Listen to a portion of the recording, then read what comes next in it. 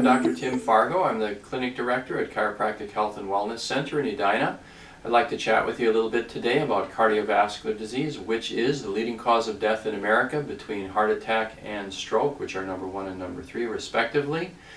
This is a major problem, and it is often felt that people have a genetic predisposition or tendency toward these things, but actually the truth is it's a lot more about your lifestyle and how your lifestyle is interacting with your genetics. So what I will tell you is that cardiovascular disease is, for the most part, a disease of lifestyle, and as such it is easily treated and prevented. So just so you know, some of the risk factors, and this isn't an exhaustive list, there are many of them, such things as high cholesterol, high triglycerides, high blood pressure, smoking, obesity, being a man, being overweight. These are all risk factors. Now, you can't do anything if you're a man about that, but you can do a lot about these other things. So what you'll notice about these things is that diet is absolutely critical. In the short time that I have, what I'd like to tell you is some dietary keys to preventing and treating cardiovascular disease. One is you want to increase your fresh vegetables and fruits. These things contain powerful antioxidants. They're essential for preventing cardiovascular disease.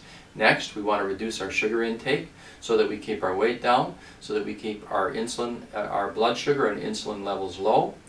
Thirdly, we want to do such things as reduce our grain consumption.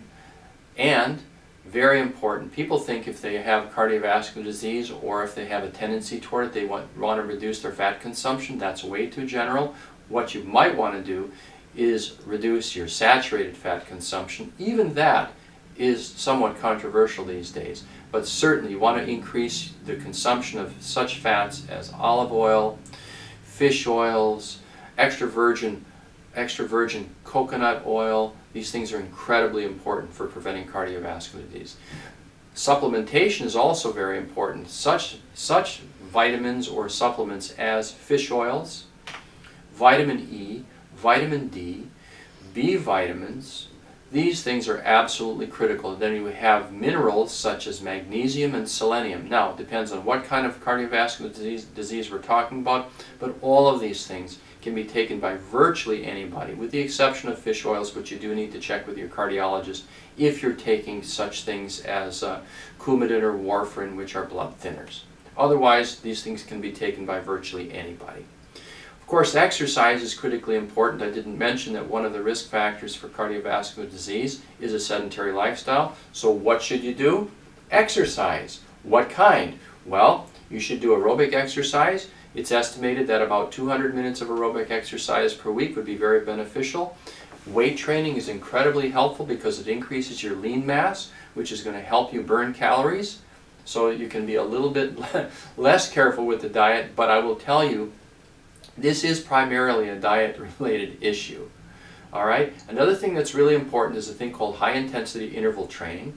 You may have seen this where you get on a treadmill and you go full out for a period of time and then you rest for a period of time. You can Google a thing called burst training online. That tells you about it. And these things are really important. Now, at Chiropractic Health and Wellness Center, we do several things in relation to cardiovascular disease. We have a program called Ideal Protein. Ideal Protein attacks 4 main components that are critical in the prevention and treatment of cardiovascular disease. 1, it reduces central obesity. 2, it reduces cholesterol. 3, it reduces blood pressure. And 4, it helps with blood sugar regulation. This thing is a no-brainer program to help people avoid the inevitable, which seems inevitable for some, weight gain, increased blood pressure, cholesterol, and ultimately cardiovascular disease and diabetes. Lastly, I have to tell you that as a chiropractor, you have to recognize that every organ in the body gets nerve supply from someplace.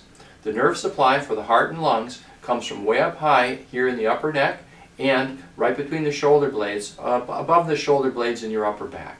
So if you have misalignments in your spine that are creating irritation of the nerves, it's not going to do anything to help you if you're trying to prevent cardiovascular disease. The last thing I want to leave you with is that, as I said, this is a disease of lifestyle, and you can do a tremendous amount to help yourself and stack the deck in your favor. Thank you very much, and I'll see you next time.